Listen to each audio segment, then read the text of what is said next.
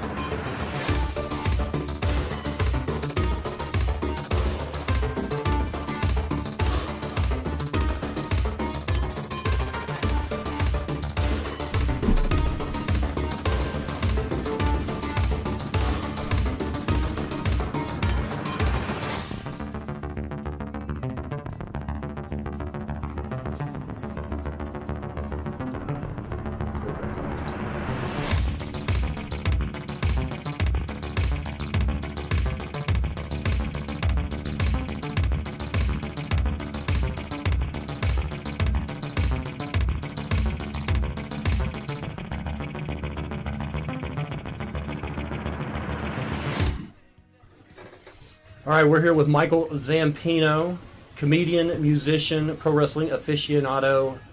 That's a loaded word. Aficionado, I guess, up until about early 2000s. Well, that's good. Right around the time WCW sold to Vince McMahon was when I was finished.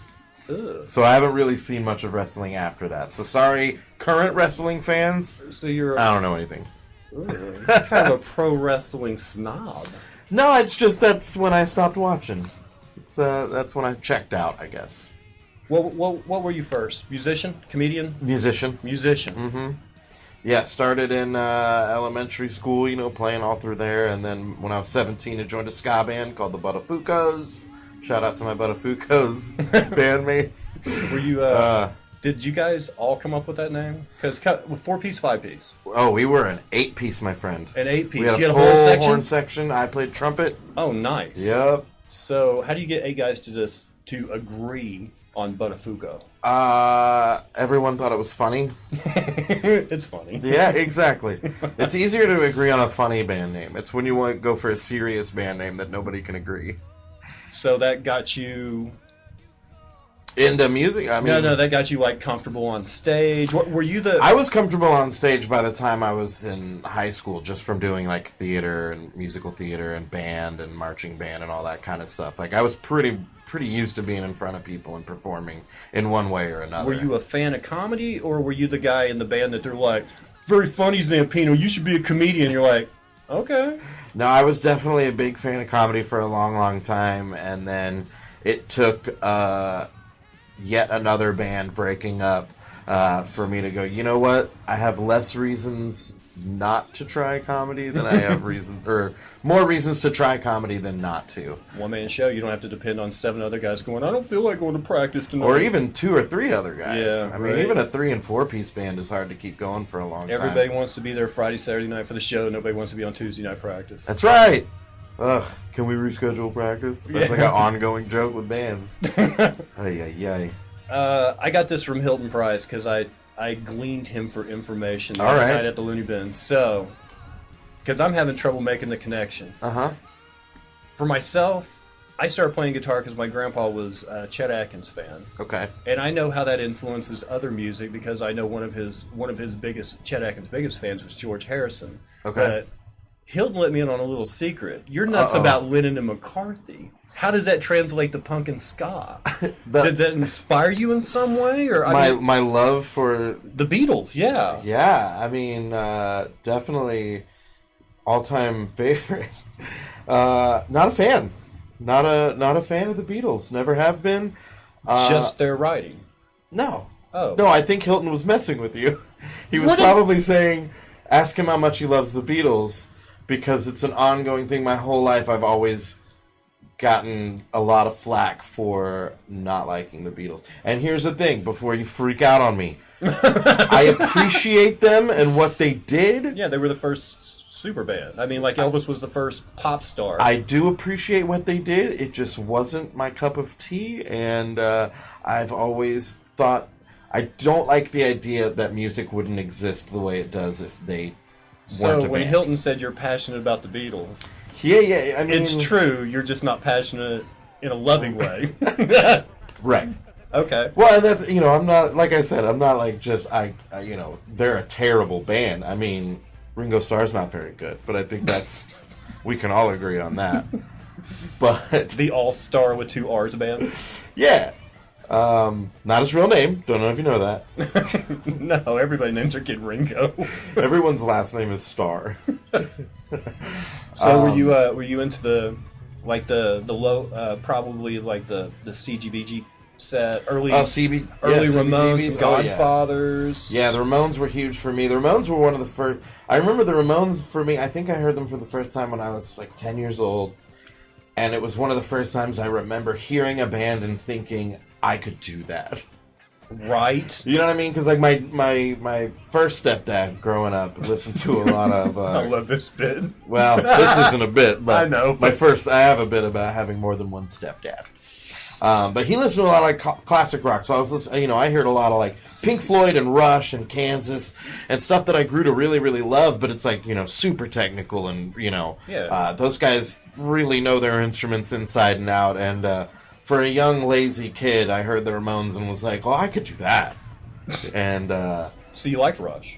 oh, I love it. I love Rush. I love Kansas. Early stuff before they started implementing synthesizers like 2112 and I mean, I kind of dug Caress all of it. Down. I didn't. That was one of the bands that I never really like had the albums and listened to it. Pink Floyd, I got much more into. Right. Pink Floyd was one of the bands that I actually like really delved into the albums and stuff like that. But for David me, Gilmour. once I found punk rock, it changed everything for me. David, probably of the greatest guitar players of all time, I think 5 of them are British. Oh yeah, David Gilmour by far is Is still probably my favorite guitar player of all time. The best string bender of all time. Here's like what I'll say from where about- he starts to where he ends, he's Yeah. never flat, he's never What sharp. I'll say about David Gilmour is that he's not the fastest or the flashiest, but every single note is exactly where it should be. Yep. Every single note is so deliberate and so perfectly Him, placed. probably all the Yardbirds guys. Brian Gay? Or Brian May. Brian May, thank you. Oh yeah, From Queen. He would be one. The 3 guys that played in the Yardbirds: Jeff Beck. Jeff Beck.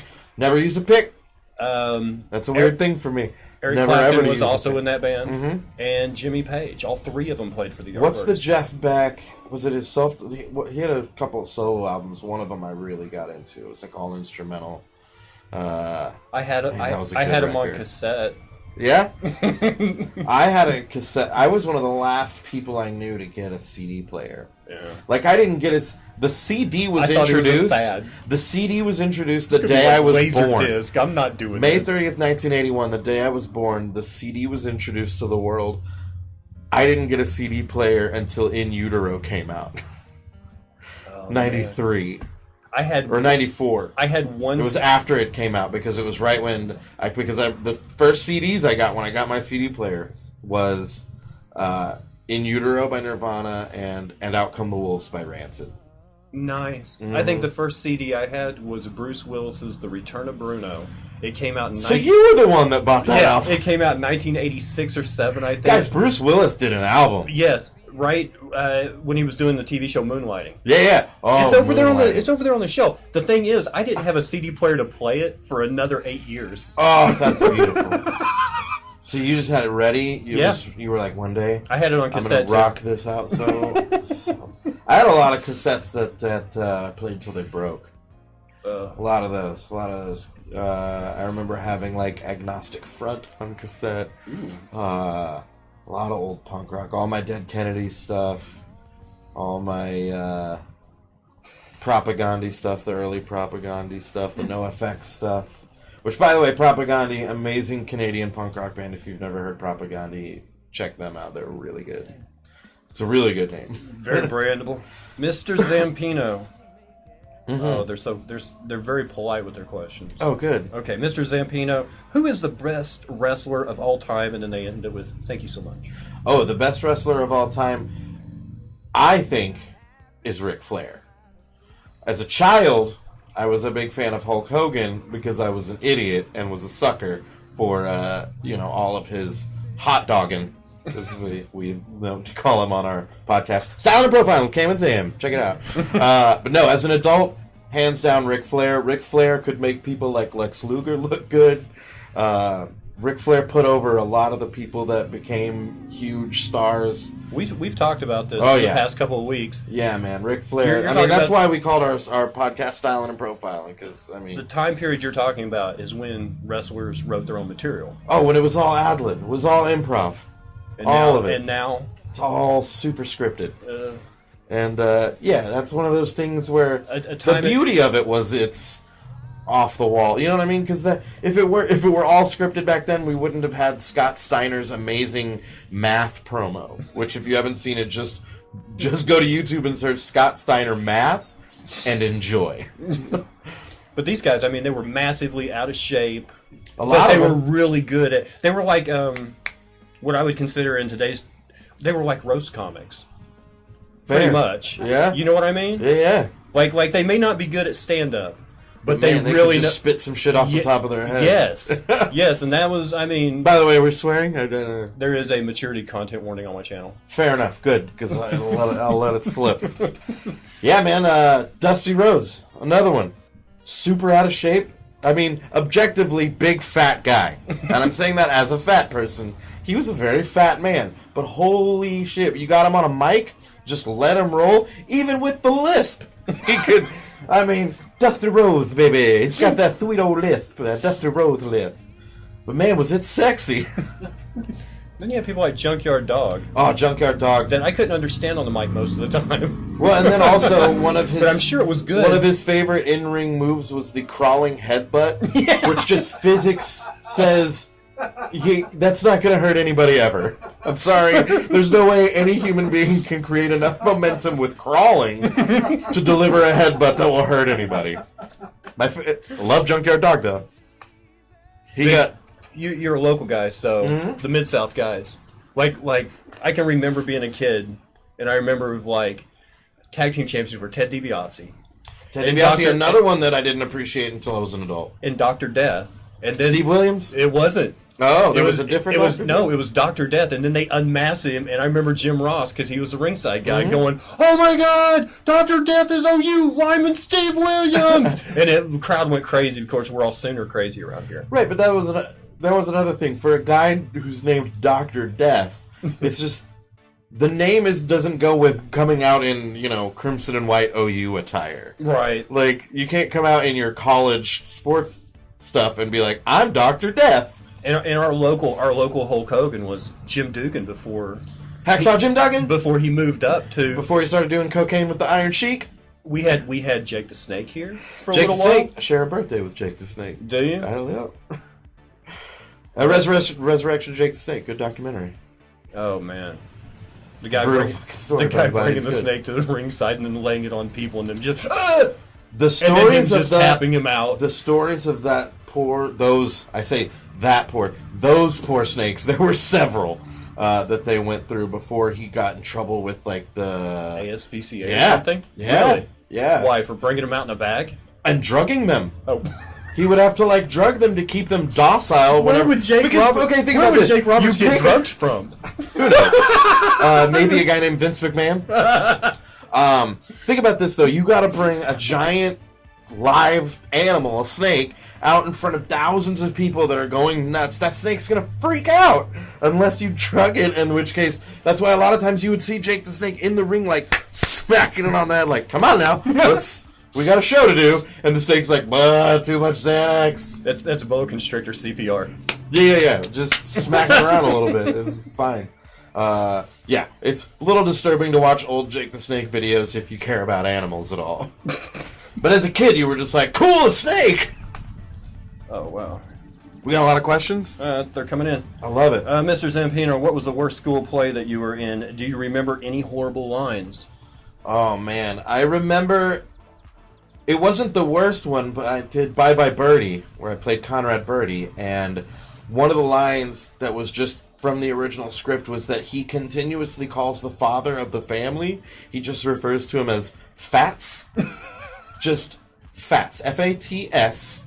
And I guess in the 50s or whatever, that was like the way of being like, hey, fatty, or fatso, or what. It was just Fats, and I found that very strange, and never delivered that line comfortably. But the worst one I was in, did not enjoy Lil Abner. Didn't love Lil Abner. Oh. Ringo Starr in Caveman was awesome. It was life-changing. Oh, somebody's disagreeing with Ringo Starr's entertainment value. I was more than ready for that. I knew that was coming. I thought they would defend the Beatles, not go for Caveman. Yeah. Hey, that's all right. Like I said, I realize that I am in the minority with my opinion on the Beatles. What comedy do you like watching? Who do you enjoy? I mean, I grew up. When I was really little, I remember watching the stand-up that was like sort of, on during the day, like Howie Mandel and Louis Anderson would be on, and they would be like sort of kid-appropriate stuff that I could watch when I was really young. But once I really figured out like what comedy was, like George Carlin was the first one I really like idolized. I got to see him live once in '99. Really? Yeah, which was amazing. It was kind of right in his transition from where he was to like after his wife died, when he started to just get really, really cynical and more angry. It was kind of during that transition, so there was a little bit of the old Carlin and a little bit of the new bitter Carlin, which both were great. And then I think the stand-up album that really like changed things for me was "Shut Up You Fucking Baby" by David Cross. It was the 2-disc album that he did like shortly after 9/11, after 9/11, and yeah, that album for me was a game changer because it was just the perfect mix of like, socially poignant, great points, smart material like Carlin would do, but then mixed in with just the right amount of silliness. Like the bit about redneck fights is one of my favorite comedy bits of all time, when he talks about the crazy shit that rednecks talk to each other before they fight. Unbelievable. It's amazing. I used to have it memorized word for word. So you get to tour a little bit. Who have you liked that you've worked with? Some of my favorites that I've worked with, Chris Porter is amazing. Sean Jones is one of my favorite people to work with. He's been through. Yeah, I've hosted for him a lot of times. Emily Galati was amazing. She was a feature that just is now headlining all over the place. Got to do Conan. Andy Woodhull, another guy that just did Conan. Dusty Slay did The Tonight Show. Wow. He was featuring when I worked with him. Now he's on The Tonight Show. So he's moving up. Yeah, man. He just had a great album come out. And Dusty Slay is great because he's kind of got a little bit of what you might call redneck humor, and then a lot of his jokes are about growing up in a trailer park and stuff like that, but he's so far from like a blue-collar comedy type comedian. I'll put you on the he's spot. Still smart. Who do you see coming out of here? Who do I see coming out of here? Yeah. Man. Local, let me put you this way. Local comedian who has all the tools and the right delivery. Just one? Give me a half dozen. I mean, just one. It's obviously, it's going to be a toss-up. Brian Green, Landry Miller, Andrew Deacon, all of my, those are my homeboys that I work with all the time, and I see everything that they do almost on a day-to-day basis. So seeing their progression, Shauna Blake's another one, TJ Clark. I was at his graduation show. I literally could not stop laughing for 10 minutes. TJ's amazing. The guy just comes out on fire all the time, and obviously those are off the top of my head, but I think there's several. I mean, we've already seen some of them. Vanessa Dawn left Tulsa, went to Seattle, and blew up. Stephen King came out of Tulsa. He's writing for SNL now. Oh, Castillo? Yeah. What did I say? Stephen King? That was his birth name. I apologize, Stephen. But you know what? You would change your name too if Stephen King had done all the crazy shit that he's done over I'm the only years. changing my name if I'm born Charles Manson. I don't know. If you've seen Maximum Overdrive, you're going to be like, I don't want to be associated with that guy. One of my favorite movies. That's Emilio Estevez. Oh, yeah. I saw that in the theaters when I was... Odd that comes up because that was my introduction to the word Twitch. Road Twitch. That's what they called the. What the fuck is a road Twitch? I think I was 14 or 15. Me and my buddy John Tisdale snuck in it because it was R. Yeah, very. Yeah, it was quite dirty. That road Twitch and Emilio had sex like right out of the gate. She like barely knew him, and they were very gross and dirty, by the way. What do you think about Nick Mason, Irish punk rock for the win? Nick Mason, the drummer from Pink Floyd? Oh yeah. Yeah. And then someone else came in. Oh, I'm sorry, same color. Let me get my old man stuff on. Get your readers on. Yes. Dubsky with your old eyes. This was so bad. The readers? I was in the loony bin Wednesday night, and I went out to the front, and I'm talking to my waitress, and I'm like, could you bring my receipt out to the bar out front, because I don't have these. And a dark room is murder to try to read in. And then they had the new POS, and I was like, oh, I could have saw that. I'm just waiting for when I have to get bifocals. Really? But if the question is Nick Mason a good drummer? Yeah. One of the best. Well, He's also not flashy, though. I'm a Neil Peart guy because I was Rush. Neil Peart's great. There was like this little sect of people in high school that you knew you could get along with. If they watched Monty Python's Flying Circus on MTV every night at 10:30, and if they listened to Rush, you had things in common. You know? Yeah, but if you want... Because the classic rock guys were listening to Zeppelin or Hendrix or stuff. It was like, woo, Rush. Like, yeah, but it's like... It was a bonding moment. Well, it's like, Nick Mason or Neil Peart, those guys are 10 times more technical, but if you want someone with just raw emotion, give me a John Bonham or a Keith Moon. Someone that's just going to go crazy and you wonder how they're not destroying their drum heads all the time. I love that. If you could do one thing, would you pick music, comedy, or wrestling? Well, I've never wanted to be a wrestler, just because me and would you want to athletic activity have never... Would you want to write for wrestling? You know what? I don't think so. No, I think, honestly, I think that's tough. It's definitely between music and stand-up. If I got to pick the circumstances for it... It'd probably be, just for the calendar dates, it'd probably be comedy. I'd rather do weekends than 250 days a week. That's tough, man, but playing music with people is just that's a feeling that I've never felt that doing comedy. I've never felt like, because when you do comedy, if you're having a bad show, if it's a bad crowd, a small crowd, or a drunk crowd that's talkative and they're heckling, whatever, you're just sitting in it. It's just you on an island, and that's all there is. It's just you just got to eat that shit for your time. But if it's a terrible show for a band, you can still, almost just turn your back to the crowd and play with your guys and get in the pocket and still have fun playing music together. You'll never have that doing comedy. However, How long does it take you to scan an audience and pretty much know they're on board, they're not going to like it, they're on board? And do you go after that one person? Oh, yeah. Do you try to win them over? It's really hard not to hone in on someone if they're not laughing. Yeah. Like, I find myself, I'll keep, every punchline, you're like, was that the one? No? All right. No? All right. Yeah, I definitely do that. But a lot of times I like to scan the room before I go up, and that'll kind of dictate, like, how much of my set will be about, like, having kids versus, liking to smoke pot. Right. You know what I mean? If it's an older crowd, I'm going to do more stuff about kids. If it's a younger crowd, I'm going to do more stuff because it's about what they are going to be able to relate to. But then again, there's times where, you'll get a super old crowd and they're just all about the weed jokes. Which those are really fun. Hilton did really well with it. It's funny because I saw him do almost the exact same set as the Starlight, a bar. Yeah. Pretty much. And I thought, well, this crowd's going to love this. Yeah. And they weren't that reactive at all. And then he did it at the comedy club with kind of a very diverse crowd, and they were eating it up. And I'm like, wait a minute. Oh, the reality. You would think the hipsters would have loved that set. And that's the thing. It's so funny to see the difference between club comedy and alt comedy. Right. And what works where. And what works at both places, because I've definitely seen people that can go up in an alt room and a comedy club with the exact same set and work both places. But there's certain jokes where I'm like, I kind of leave that one out of the comedy club because it's too esoteric.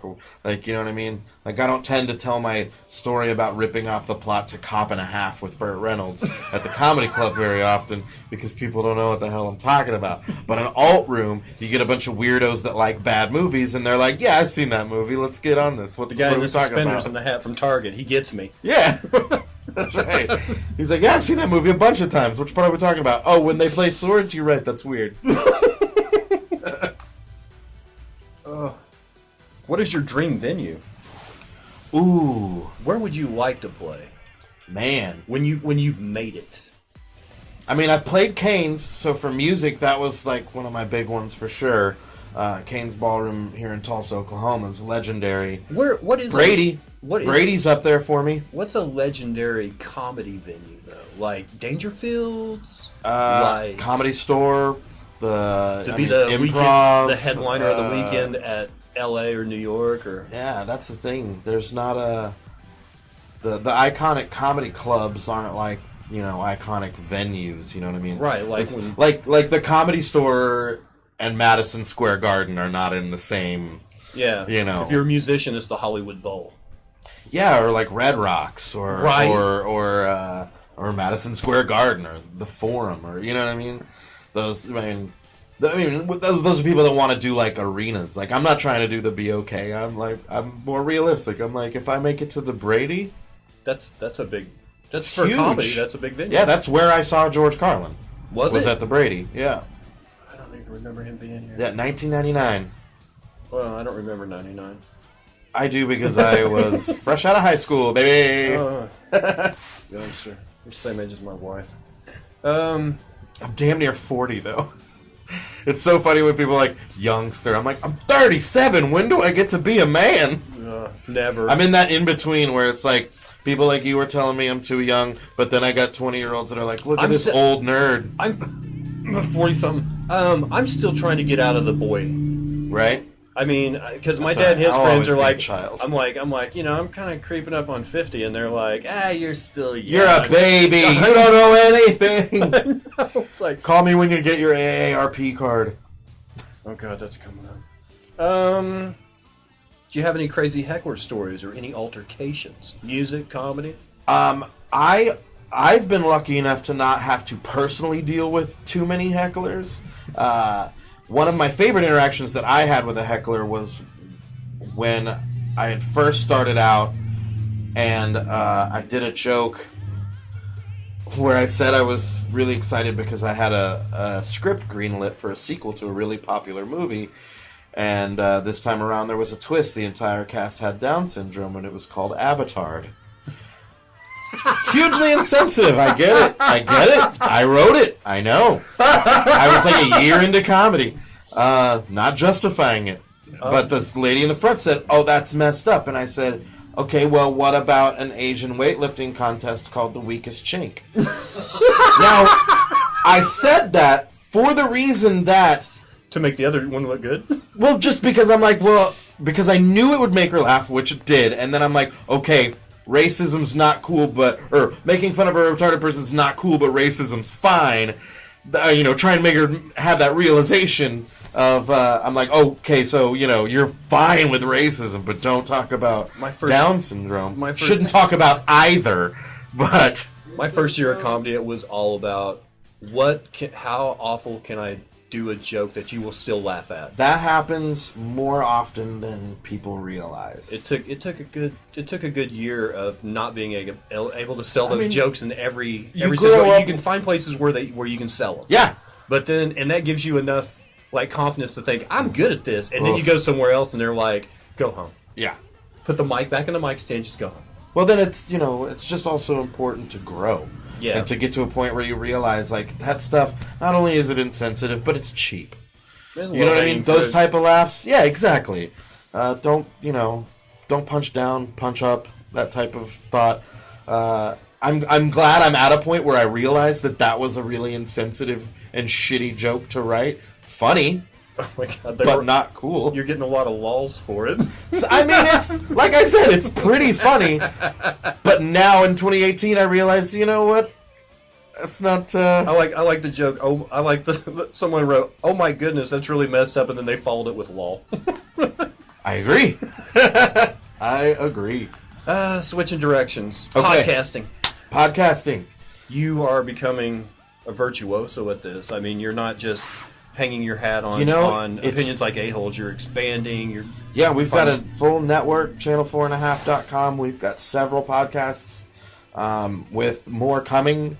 I host two. I host Opinions Like A-holes, which is kind of a pop culture review. We talk about new movies, new music, stuff that's coming out. Not always new. We talk about old stuff too. Talking about, then it goes. Yeah. Tangents are all over the place, but that's what makes it really fun. And part of the allure of the show is that we're idiots and we don't know about a lot of the things we talk about, and that's what makes it fun. That's what makes it fun. Is it's just our dumb opinion. And then my other one is Styling and Profiling with Cam and Sam. That's me and Cam Porter, who if you haven't had, you gotta have. Because he did wrestle. I worked with Cam on News Junkie for like a year. So he and we basically we're watching every single wrestling pay-per-view chronologically. We started WrestleMania 1, Starrcade 83. We're going back and forth between WWF and NWA. And then once like ECW comes around, we'll do those. For the episode. Each episode is us breaking down a pay-per-view. So, like, we just released, I believe it was Survivor Series 1989. That's how far you've made it. Yeah, we've been doing it for 2 years, and we are just about to get into 1990. Wow. And what's funny is we're just now to the point where they have, like, 4 pay-per-views per year. The golden era. Yeah, but that's really fun. But, yeah, podcasting was one of those things where once I found a couple that I really liked, How Did This Get Made was really the podcast that started it for me. Because I'm a big fan of the so bad it's good genre of movies. And fun fact, Ric Flair got married a few days ago. What? That man is very old. Is he? Yeah, but I bet is he punching 70 yet? Gotta be. Really? Gotta be. Yeah, I mean, if he was 20 when I was watching him, but he's got like Wilt Chamberlain numbers. Oh God. Ric Flair has had a lot of sex. He's been to a lot of towns. Mm-hmm. So has his penis. What was your best podcast subject? Well, mine are both pretty, specific, like the wrestling ones. The opinions, but on opinions, I enjoy talking about movies that I don't remember that I remember. Every once in a while, a movie will come up, and someone will go, "What? That movie? I've never heard of it." And then I'll all of a sudden realize that I know the entire plot. I forgot I knew Caveman until somebody brought it up. It was one of those movies you just kind of block out. Very recently, I replayed pretty much the entire plot of Chances Are with Robert Downey Jr. and Sybil Shepherd. Yeah, I know. But those are those moments where I'll start it, and I'll be like, oh yeah, that's that movie where, this guy's with Sybil Shepherd, and then he dies, and then he gets reincarnated as Robert Downey Jr., and he's not supposed to remember, but he does, and he's dating Sybil Shepherd's daughter, and I remember the entire goddamn movie. I didn't know it by title, but now that you... It's not a good movie. Well, no, but there's a lot of Robert Downey stuff you want to forget about, like Pickup Artist with Molly Ringwald. And... Heart and Souls, love that movie. Love that movie. Made me want Alfre Woodard to be my mom. When she sings that song in that movie, I remember being like, why isn't she my mom? Even though my mom's awesome. I don't have a bad mom. What is the weirdest line from a movie that you quote and no one knows what you're talking about? Cheese Whiz makes my eyeballs itch. There's a movie, I think it's one of the Critters movies. I think it's one of the sequels. All I remember is there's this very, southern lady. They're all, scavenging for food while they're trying to escape some crazy shit. Someone offers her some Cheese Whiz, and she says, Cheese Whiz makes my eyeballs itch. And if any of you out there immediately remember what that's from, please, God, tell me. I'm pretty sure it's, Critters 3 or something crazy like that. But yeah, Cheese Whiz makes my eyeballs itch was something that I used to quote constantly, and no one ever knew what the hell I was talking about, and I would never tell them. We would just walk by Cheese Whiz, and I'd be like, Cheese Whiz makes my eyeballs itch. And now you don't even remember where it came from. I mean, I'm pretty sure it was a Critters movie. A Critters movie. Yeah, you remember Critters? Little furry monsters. Was it was like a cheap version of Gremlins? They wanted it to be like as if it was basically like if a Mogwai didn't turn into a gremlin, it just got more aggressive as a Mogwai because they were like kind of cute. They're like little fuzzy monsters. You remember Critters? I remember Critters. Yeah. Munchies. Munchies! That's what it was. It had to be. Which was like off-brand Critters, I believe. It's like Bobo Critters. 2 people typed in Munchies. Yes. That must be it. Thank you both. That's my favorite thing about the internet is that you can just be like, what's this crazy thing I'm thinking about? And someone will know.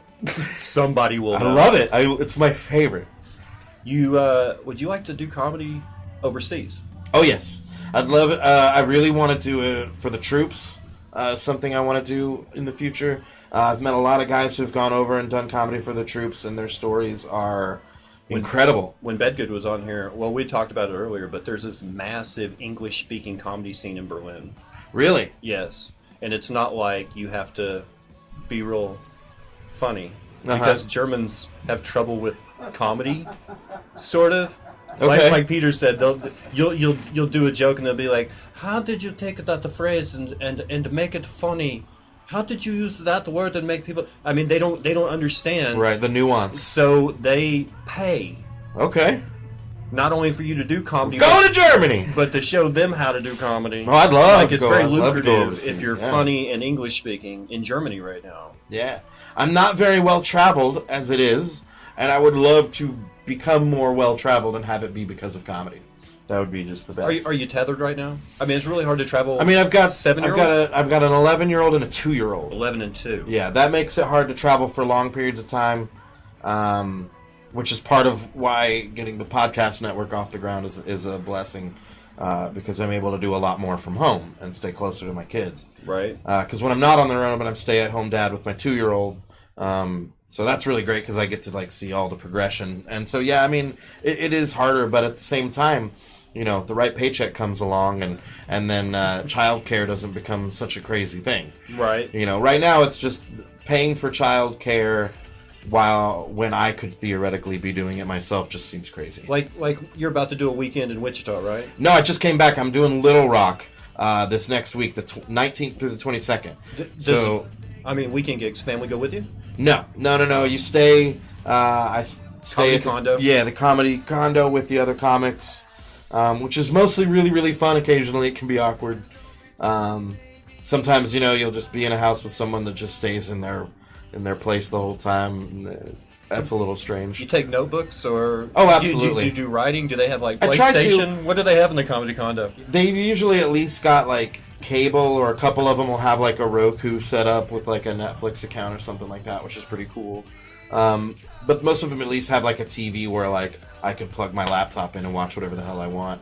I haven't seen any of them that have had video game systems though. What kind of movie would you like to see made, and would it be ridiculous?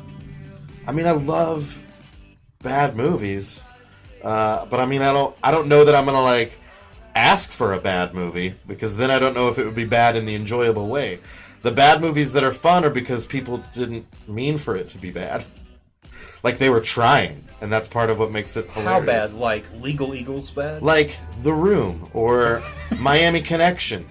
Miami Connection is an entire movie where you have American actors speaking dialogue that's written in broken English, and no one thought to change anything. If you've never seen Miami Connection and you like bad movies, watch Miami Connection. Ooh, what is your favorite punchline to a dumb kid joke? To a dumb kid What joke. really makes you groan because it is so awful? You know, I mean, when a kid tells a joke in school, he's just basically trying to get his friends to wet themselves. Right. You know, like, I mean, the most insensitive, like, the punchline that you went, oh, really?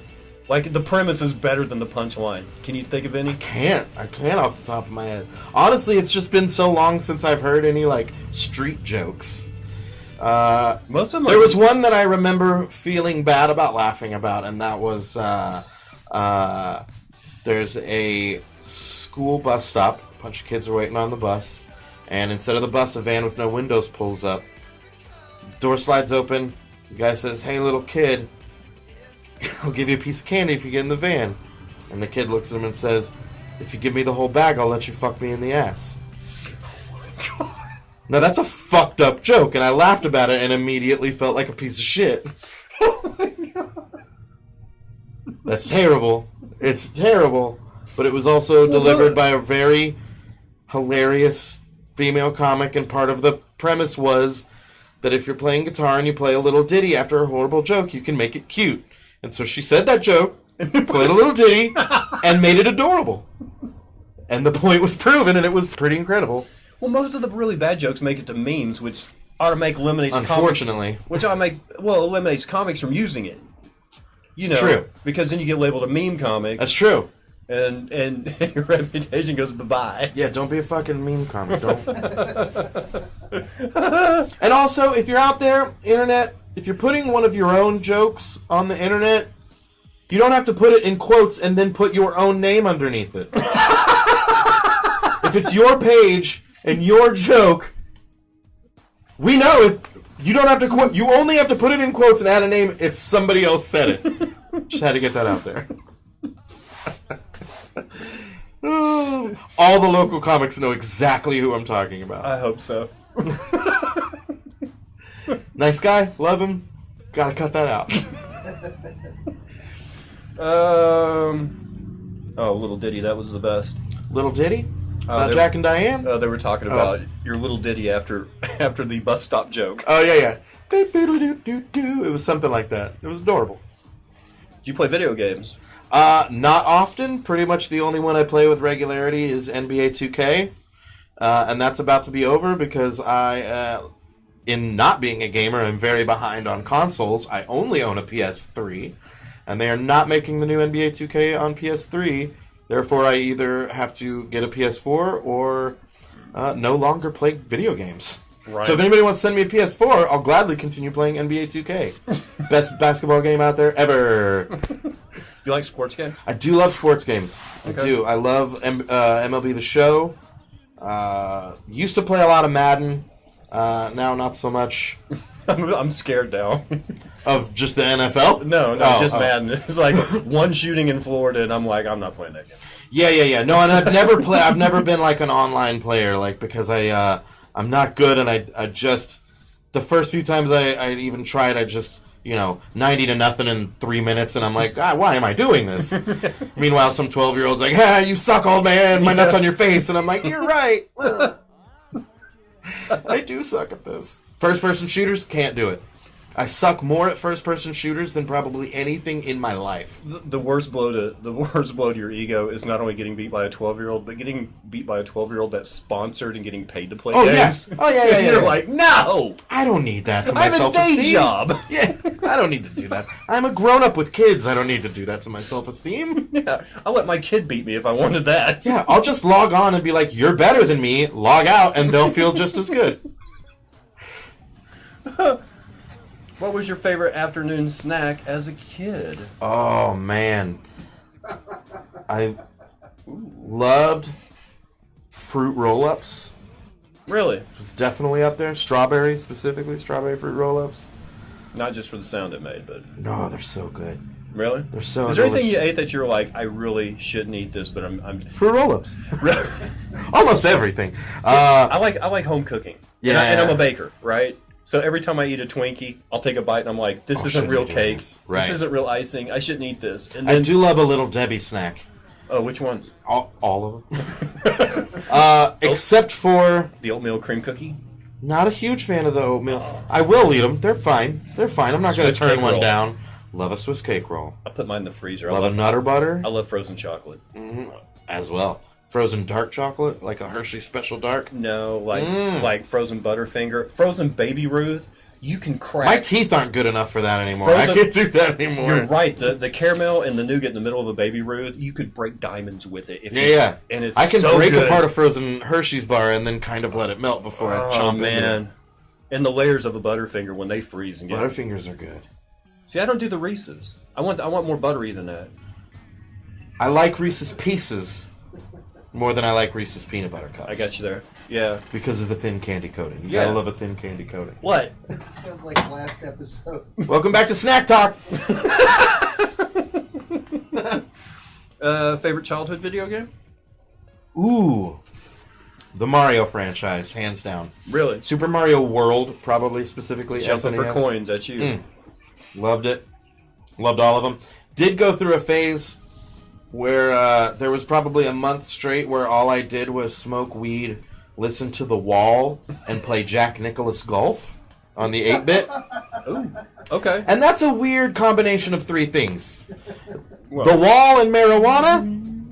Okay. Yeah, they go hand in hand. Marijuana and Jack Nicklaus Golf? Okay. All right.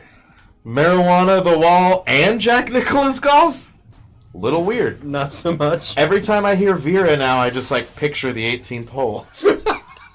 Vera! Are you trying to get either of like the 11-year-old? Are you trying to get them involved in any of like your games? No. You know, kind no, of like, oh, you think that's good? Here, you should try this. I played this on NES. No, my older daughter, the 11-year-old, she doesn't play a ton of games anyway because she's really into actual sports. Like she plays soccer and volleyball and hockey. Like my 11-year-old daughter plays hockey. That's What a awesome. buzzkill. It's very expensive. Very expensive. Yeah, she was like, I'll pick the most expensive sport. Video game is like $60 one time. Right. It's true. It's true.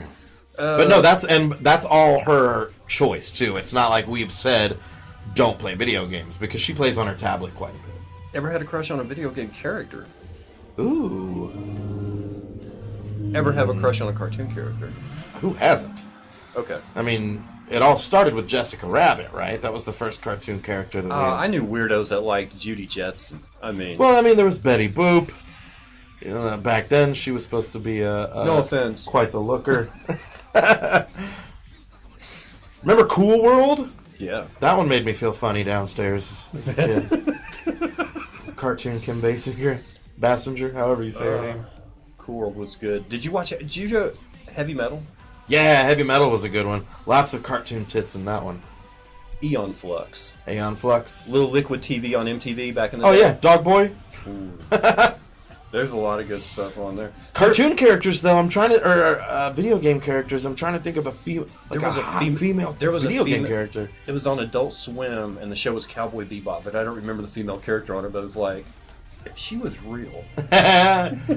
See, we did a thing on the podcast that was inspired by another podcast, where it was called Mount Crushmore. The idea came from Raised by TV, and it was where like you talk about your like most influential childhood crushes, and some of them were cartoon characters. Like one of the kids, I think we had Nick Osborne on, and he was talking about the female Goofy young in the Goofy movie, the one that the kid was into. I can't remember the character's name. And she was the dog? Well, yeah. And he was like, I mean, if you're gonna go outside the human race, maybe Dot from Animaniacs. Maybe, all right. But I mean, if it Dot's has, funny. If it has an animal head on it, I'm just kind of, I'm like, oh look at that My Little Pony. Don't upset the bronies. Don't get ya. There were a few. Get I went to XPO Game Festival last year at the Cox Business Center. A couple out Hey, there. man. From the back, I'm like, oh look, isn't that sweet? A couple of girls came in dressed as ponies. That one's got a beard. Hey, look, like what you like. That's what I say. Live and let live. There's too much of shaming people for the things they enjoy on the internet. Do you have a favorite cartoon? Favorite cartoon?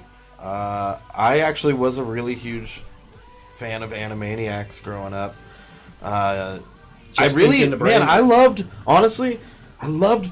Looney Tunes when I was growing up. Looney Tunes. I was huge on Looney Tunes as a kid.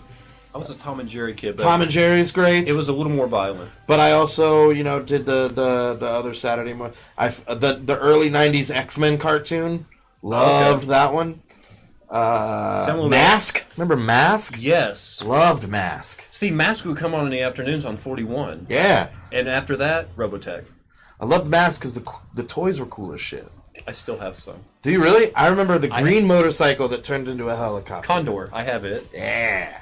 Brad, I don't remember his name. Brad something. He had a yellow helmet that would do holograms. Yeah, but that was the cool thing because you got the vehicle, and then you got a little character that would fit in the vehicle, and then he had a removable helmet. I had the truck. Yeah, I had the truck. That would like jack up, and then when it got destroyed, the same characters drove a '57 Chevy.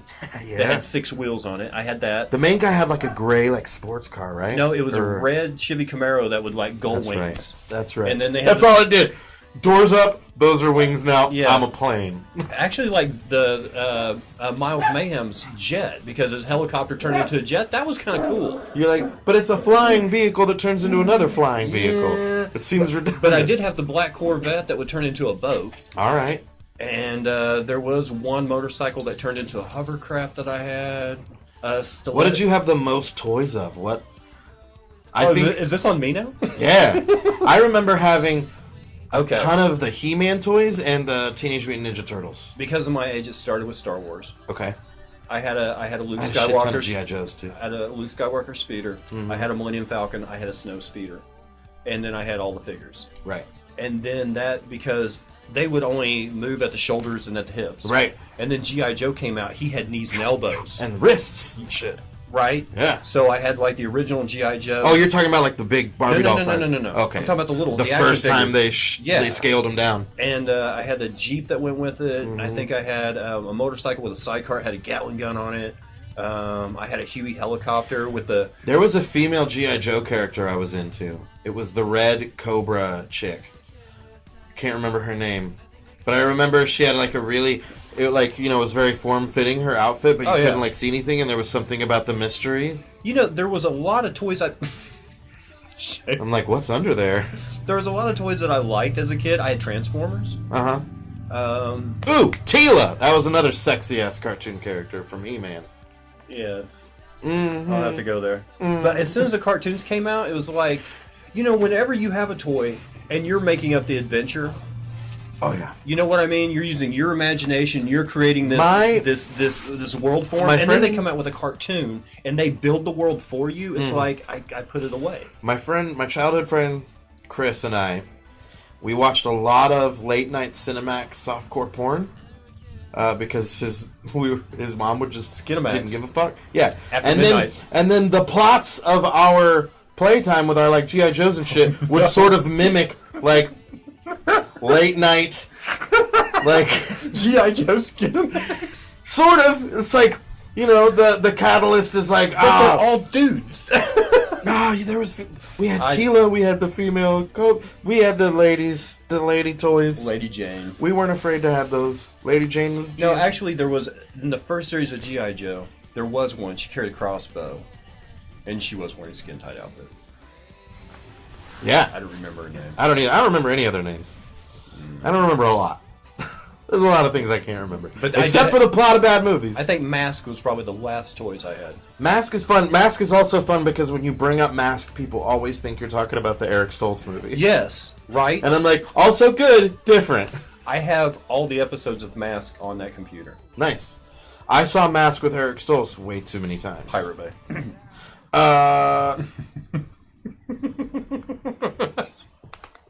Yar. Back in the day, surfing the high seas of the internet. If you guys are only 5 years old, then you probably don't know what BitTorrent is. No, they were using LimeWire. What was it? Remember LimeWire? There was LimeWire. There's FrostWire. BearShare. BearShare. I used BearShare. So many viruses. There was a lot of P2P so networks. Many viruses. But if you're broke... Hey, look, I still don't know shit about computers. And it's very hard for me to avoid viruses. Statute of limitations ran out on all that stuff. Sure. Hopefully. Allegedly. Like your first album. Yeah. It's all alleged. What was the toy you wanted but never got? It was almost always gaming systems. Really? I would always ask, because I would get like, I would get a gaming system once the newer version had come out, and that one got cheaper. You know what I mean? Oh, right. Like, I got the Nintendo when the Super Nintendo came out. I got the Super Nintendo when the 64 came out. Everybody else is talking about the latest Right. Mario, and I'm like, I've got a sight bag in Duck Hunter. Exactly. Like, people now are talking about the new Spider-Man, and I'm like, is it on PS3? Nope. Yeah. So that was usually it. I remember when I was really young, I had a habit of asking for things that didn't exist. Like, I couldn't wrap my brain around the fact that, because you thought Santa Claus could just make shit. You know what I mean? Like, because all the stories are It's like, a toy factory. He's got a workshop in there making toys. And it's like, oh, they can only make shit that's created by Nintendo or what, you know what I mean? Like, I want a skateboard with I rockets remember on it. I wanted, like, a life-size, like, Hulk Hogan doll. Not, like, adult life-size, but, like, kid-size. One that, like, I could wrestle. And then they came out with Wrestling Buddies, and I was like, it's too small, and it's made of a pillow. Like Stretch, you wanted one like Stretch Armstrong, But, like full of jelly in it. but yeah, but it was, like, big enough to, like, stand up, and if, as a 6-year-old, it would be like... I want one the size of Peter Dinklage, and I Yeah. want it now. Yeah, I did not realize that was not an option. One more question. Did you ever play with another kid because you wanted to play with their toys? Oh, didn't everyone? Everyone had that one friend where you're like, I fucking hate Derek, but he's got Hot the Wheels. hot video games. He's got yeah. Hot Wheels. Yeah. I got lucky, though. The kid that I played with the most growing up also was cool, but had the cool toys. So it was like win-win because he also became an actual friend. But there was definitely at first was like, Chris has a lot of G.I. Joes. I'm going to go over there. And his mom lets us watch Cinemax. I know he smells like salami. I say let's. She didn't let us. She was just very checked out. That one kid on the school bus that always smelled like bologna, Yeah. and his hair was greasy, and you're like, if that kid has got the G.I. Joe that I don't have, I'm hanging out with that's him. my new best friend. That's right. I'm hanging out at that kid's house. Whatever snacks he got, that's what snacks I'm eating. It was the kids with the good toys and the good snacks. You want to plug? Sure. Anything. All right. Websites, podcasts, upcoming shows. All right. Let them know. So you said this will be out on YouTube on Sunday? Yep. Okay, so this coming week, 19th through the 22nd, Little Rock, Arkansas. I'll be at the Looney Bin Comedy Club. LooneyBinComedy.com. Go there, click on Little Rock. You can buy tickets. I'll be there with Michael Mack. And if you haven't seen Michael Mack, he does this thing called The Faces of Rock, which is part comedy, part one-man show. It's equal parts hilarious and impressive. I think some of it's on YouTube, but if you're in the area, don't watch it on YouTube. Come see it live. It's well worth it. And if you hit me up on Facebook, every night except for Saturday, they usually let us comp some tickets. So if you want to come to a show, find me, message me if you're in the area. I'll try and get you some tickets. Also, channel4.5.com. That's our website for all of our podcasts. Opinion Like A-Holes, Styling and Profiling with Cam and Zam. Those are my two. We've also got Talk Show Incorporated. We've got Digital Intercourse, which is all about sex. Yeah, we're going to have Tom King on October 12th. And we've got Happy Hour Coffee Break. We've got a lot coming that are... we've got several that are coming out as well, the stuff that we're working on. So channel4.5.com is that. Other than that, if you're in the Tulsa area, we do a weekly open mic at the First Shop. At which pretty soon we are hoping to actually record a little special something. Won't say exactly what yet, but we're gonna make a little recording and hopefully get rid of that and give a little bit of money to a local charity. I think that'll be really Nice. fun, and plus it'll be a chance for some people to get some of their stuff audio taped and Zampino merch? I don't have merch yet. 4.5 merch? Hopefully we'll have 4.5 merch. I'm actually I worked on a design for the Style and Profiling podcast Who you gonna that we shop can it to? hopefully sell until Ric Flair sues us. You guys going to use Mythic or Greenhouse? No idea. Don't know. I'm not knowledgeable on all that kind of stuff, so I'm I'll have to looking for a look, spot too. I'll have to look it up once we actually have stuff to sell. But yeah, follow me on Facebook. On Twitter, I'm Bambino Zampino. On Instagram, I'm Childish Zampino. Zampino. It's fun because it rhymes with Gambino and Bambino. So it's just easy to use, easy to remember. But yeah, find me. Come see me live. Listen to my podcasts. That's it. Michael Zampino. Thank you so much for being here. Thank you, Dubsky. That's it. That's it. We're done. We're done. That was fun. Not bad for a little DIY spot, huh? No, that was really fun. I like it a lot.